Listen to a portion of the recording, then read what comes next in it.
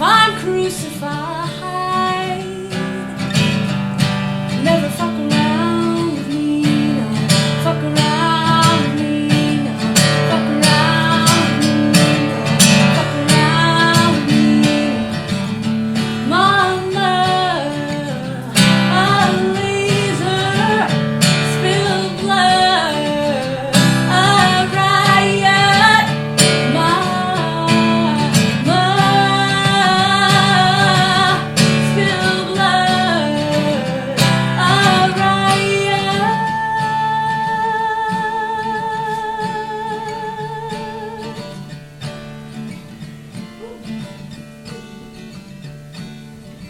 I want your life. You always do just what you like. You like to fuck around, never fuck around. Fuck around, never fuck around. On a smoldering volcano, I see that breathe fire. No mercy, you are doomed. But the townsfolk will lay roses on your tomb.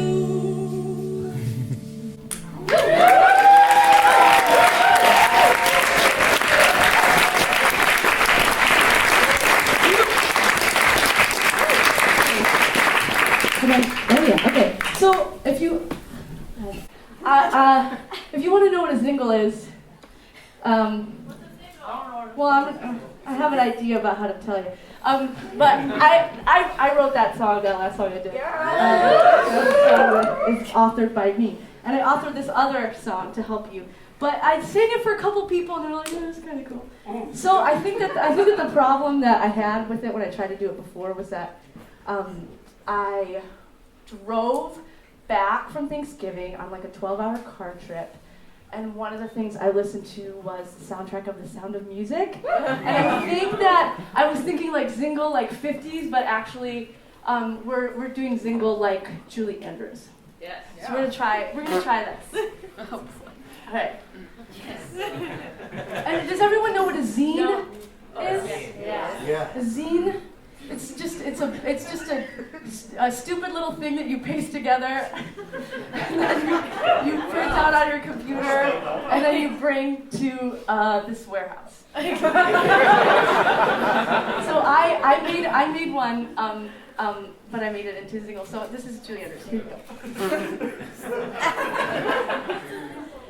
Take a zine and you take a single, all together it's a zingle. Take what you've made and begin to sing, oh now it is a zingle jingle. All right.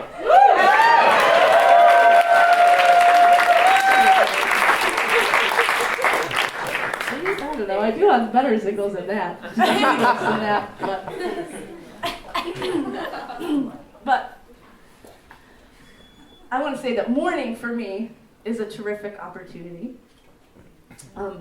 Although just like a big break in showbiz, it's frightening too, to think about blowing it. If this day turns out shitty, it will be all my fault. I imagine each day as a miniature life sometimes, and that is even more frightening. Sometimes somebody says the phrase, diminishing returns, aloud in my mind out of nowhere. Outside my mind, in the regular world, once my mother told me it was time for my stepdad to pay the piper, which I now hear her saying in my head too. Diminishing returns means that once people truly get to know me, biblically or however, I'm not going to be interesting to them anymore.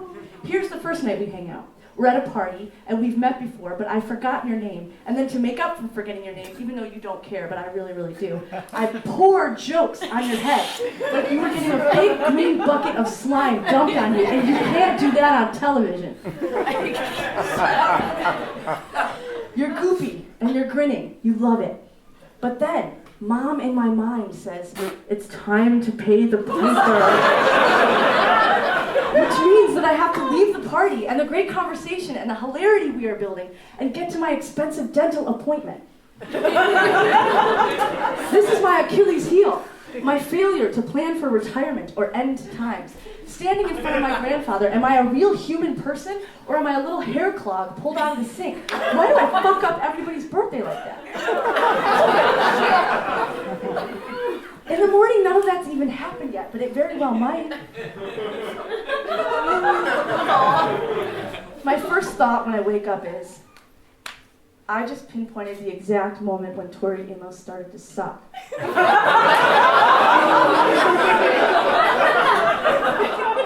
Which is not funny.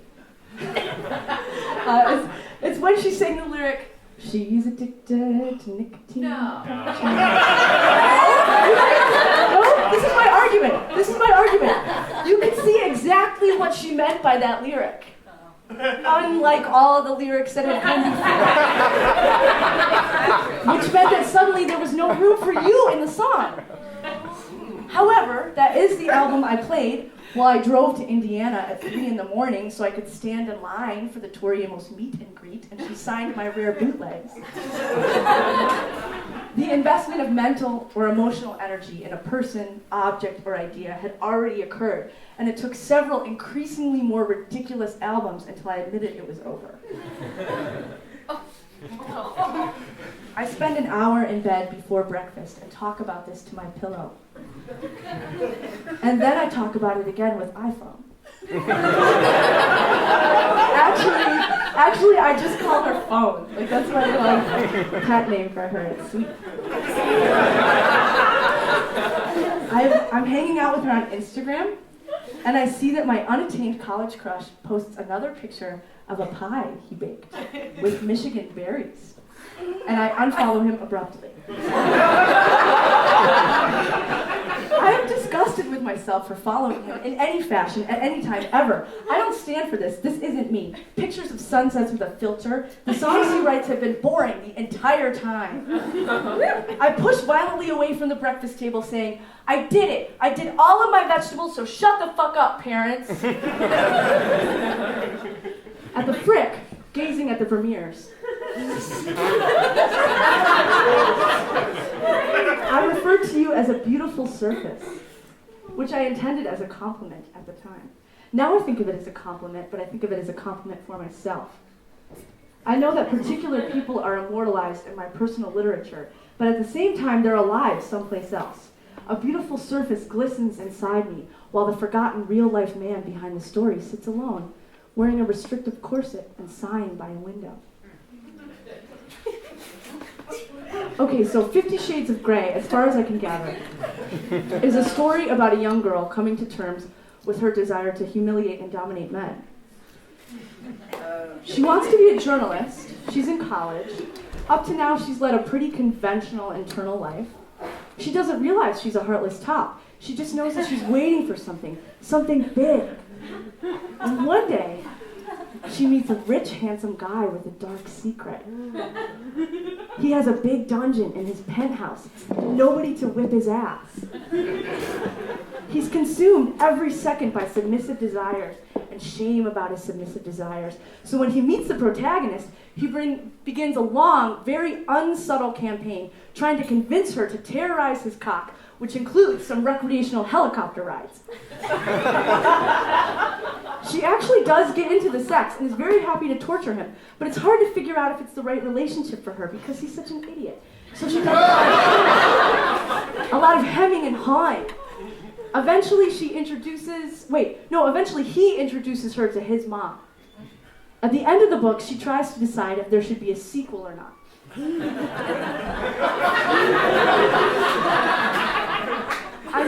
I'm furiously writing down my dreams now, and I'm late for work.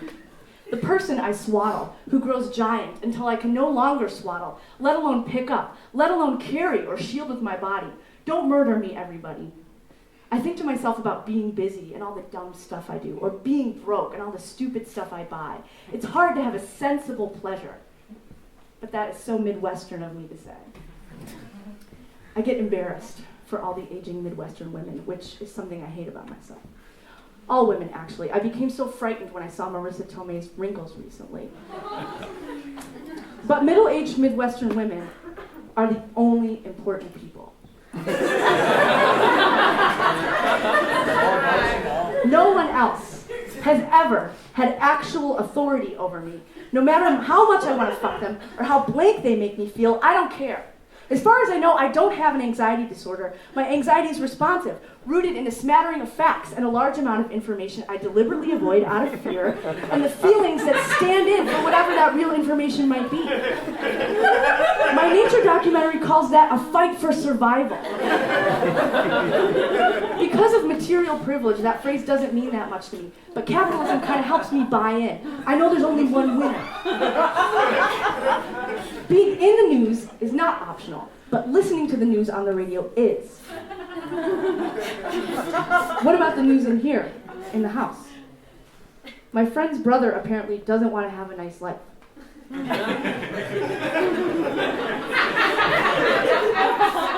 You told me you wanted to die. Actually, you just said it aloud right near me. I have to believe you. I don't want to die. I think I want a nice life, but gas is going to go back up again. Anecdotally, I'm warm in December. I just purchased an assault rifle for protection with all of my savings, but that has had no effect on my dreams at all. I cannot stop buying drinks at the store. I feel like I'm chewing and swallowing every thought like I'm eating an entire bag of Doritos by myself. Listen, I am not the type of person who wants to live in the woods. I want to participate. There's so much simple shit we have to do something. We have to wring the pleasure out of the wet washcloth of 2015. I have to get to work.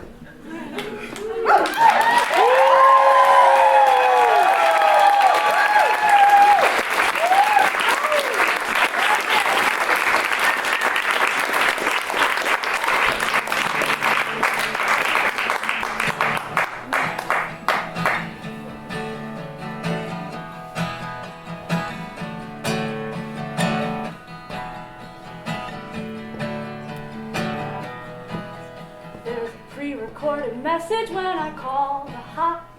A woman with a sexy voice says I'll be fine.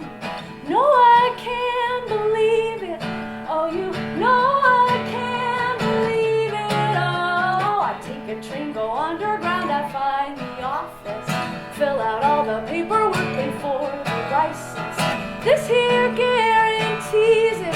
Oh, this here guarantees it.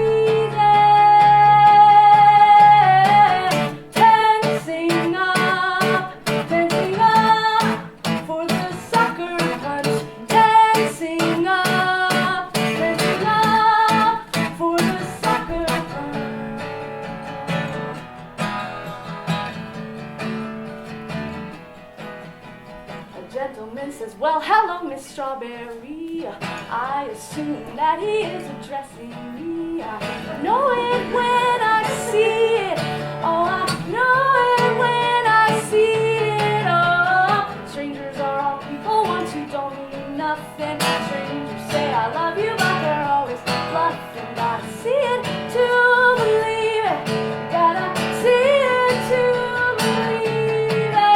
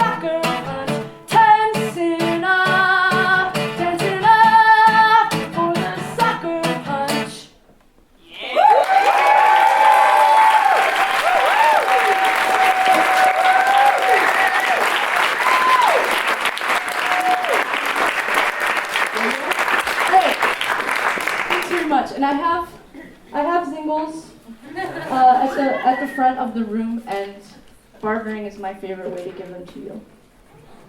So, what you got? All right, so I'm going to introduce you to Humble Mumbles. Humble Mumbles, are you ready-ish? No. All right. Well, I'm going to introduce you to what you're going to see in a little while. Next up is Humble Mumbles, a bumptious feminist podcast of a queer disposition, the least humble podcast to joke about false humility and aw shucks arrogance since whenever. All right.